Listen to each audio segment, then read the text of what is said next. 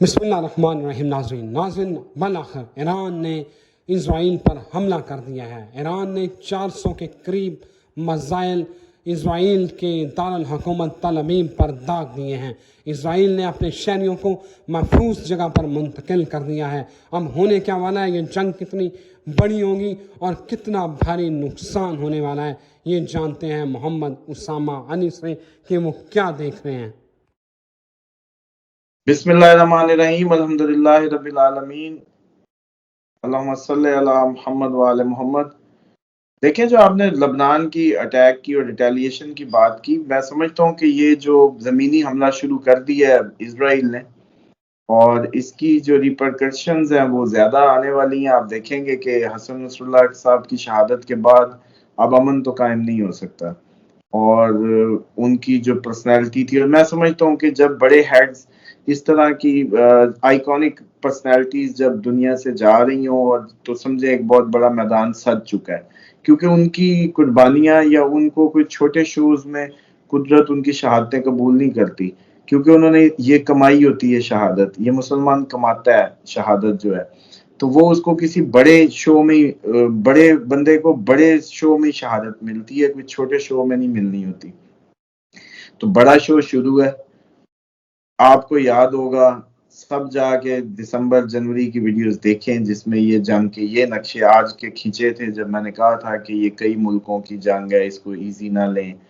اور آج لبنان میں جب وہ زمینی طور پہ انہوں نے حملہ شروع کیا تو حزب اللہ نے بھی اس کی ملٹری بیسز پہ حملے کر دیے۔ ادھر سے یمن کے حوثیوں نے میزائل مارا جو انٹرسیپٹ نہیں ہو سکا، سر پورے ریڈ سی کے اوپر سے گزر کے، امریکن بیڑوں کے اوپر سے گزر کے آ کے گرا ہے، جس سے ان کا بیان ہے کہ 25 لاکھ، جو تقریباً کوئی 25,000 یا 25 لاکھ کا وہ کوئی خمسہ کہہ رہا تھا، میں اس کی دیکھ رہا تھا ویڈیو، جو حوثیوں کے وہ ہیں ترجمان کے، جی ان کو موو کرنے پہ مجبور کیا، ہم نے جگہ چھوڑ کے چھپنے پہ مجبور کیا، تو وہ میزائل پہنچا ہے، وہ سارے ڈوم شوم آئرن ڈوم شوم کچھ نہیں کر سکے۔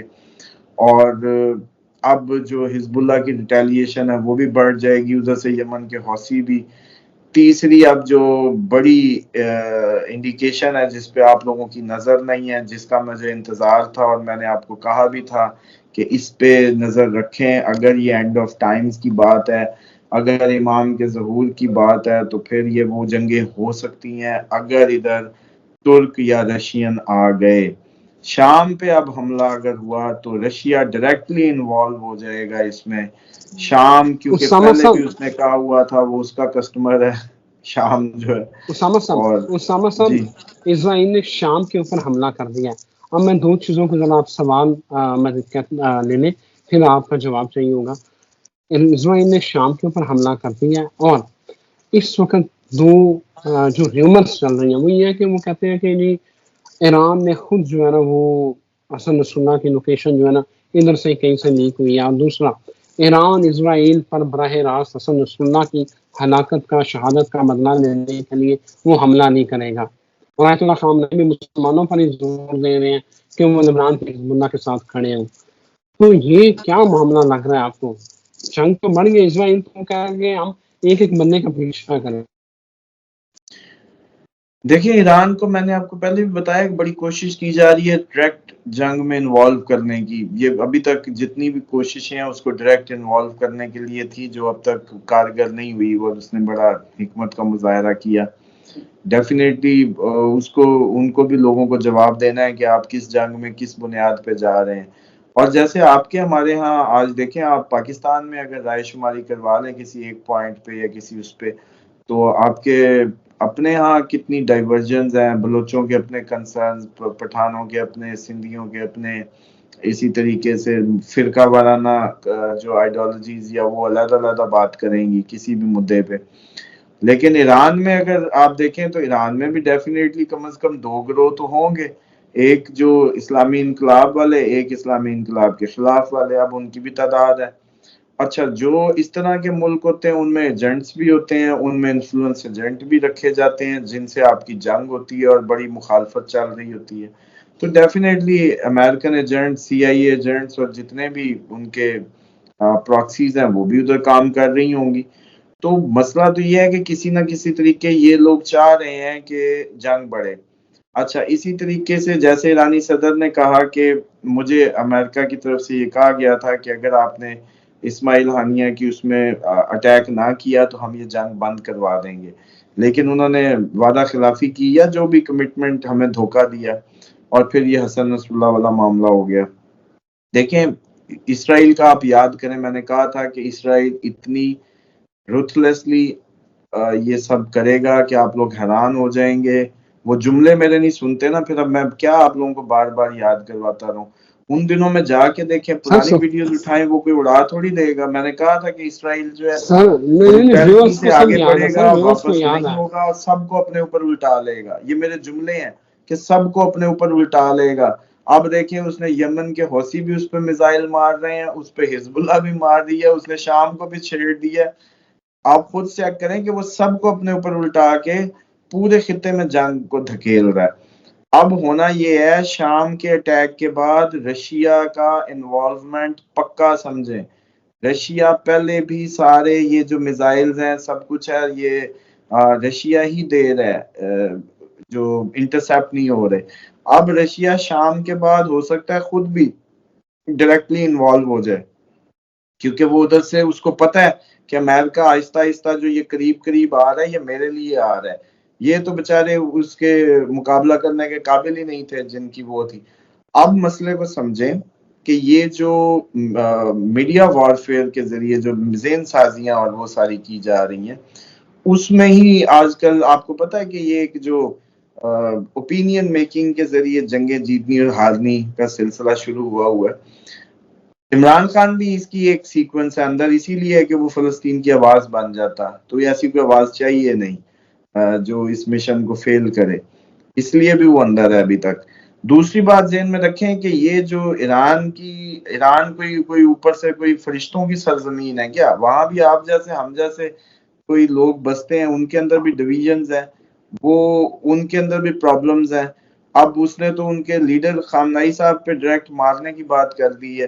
تو اب آپ خود دیکھیں کہ ایران کی کہہ رہے تھے کہ جی ایران تو منافق ہے، یہ وہ ان کے بندے ماری چلے جا رہے ہیں، ایران منافق ہے. بھائی ادھر بھی ڈویژنز ہیں، ادھر بھی ایک اسلامی انقلاب کی حامی ہے تو دوسرے لبرلز ہیں. ادھر بھی یہ سب کچھ ہے، بلکہ ادھر یہودی بھی زیادہ ہیں، ادھر دوسری بھی کوئی قومیں ان کے مذاہب اور چیزیں بس رہی ہوں گی. تو اس طریقے سے مطلب چیزوں کو نہ لیں، یہ اتنا ایزی نہیں ہے جس طرح آپ لوگ سیدھا سیدھا دیکھنے لگتے ہیں. ایران کو پرووک کر رہے ہیں، ایران پرووک ہو رہا ہے، لیکن ساتھ ہی اب شام کے اٹیک کے بعد رشیا بھی کنٹریبیوٹ کرے گا. اور رشیا آ گیا، ہو سکتا ہے ترک بھی کسی نہ کسی حوالے سے ترکی بھی انوالو ہو جائے. اگر یہ رشیا انوالو ہو گیا، ترک انوالو ہو گئے، یہ خطہ ایک پہلے بھی آپ 4-5-6 ملکوں کی جنگ کو سمجھ ہی نہیں رہے. آپ عالمی جنگوں کو کیا سمجھتے ہیں؟ وہ ایک صبح آپ اٹھیں گے 25 ملک آپس میں لڑ رہے ہوں گے، مطلب سارے ایک دوسرے پہ حملہ بول دیں گے. وہ بھائی ایسے ہی شروع ہوتا ہے، پہلے 1 پھر 2 پھر 3 پھر 6 پھر 8 پھر 10، وہ کام شروع ہو گیا. آپ لوگوں کو پیٹ کے رہ گئے ہیں کہ جنگوں کا سال، جنگوں کو وہ ہمیں مذاق لے لیتے ہیں. اب بھی سمجھیں کہ جب شام پہ اٹیک ہوا تو رشیا آئے گا ہی آئے گا، کیونکہ وہ اس کا وہ سروس پرووائڈر ہے، وہ شام اس کا ڈائریکٹ کسٹمر ہے اس کا رشیا کا. تو پہلے بھی رشین فوجیں بھی آپ کی اطلاع کے لیے عرض ہے شام میں موجود ہیں. ایسے اچھا اسامہ صاحب ابھی بلکہ رشین پرائم منسٹر بھی مل کے گیا، ایران کا وزٹ کیا اس نے. اسامہ صاحب جو آپ بات کر رہے ہیں، اور شام میں رشین موجودگی آپ لوگوں کو سمجھ ہی نہیں آ رہی کہ یہ جو وہ یوکرائن والے اینڈ پہ بھی اس کا فرنٹ کھلا ہے، اس کے لیے یہاں بھی فرنٹ کھول دیا گیا. اسامہ صاحب آپ جو کہہ رہے ہیں کہ ترکی جنگ میں کود پڑے گا، طیب اردوان جو ہے ترکی کے صدر، انہوں نے کہا ہے کہ ہم باقاعدہ اسرائیل کے خلاف طاقت کا استعمال کرنے کی اجازت دی جائے. یہ بیان کل کا ان کا. اور دوسرا ایک اور بات اب یہ بھی ساتھ بتایا کرے نا کہ آپ نے تو یہ پچھلے مہینے پریڈکشن دی تھی ترکی کی اور رشیا کی.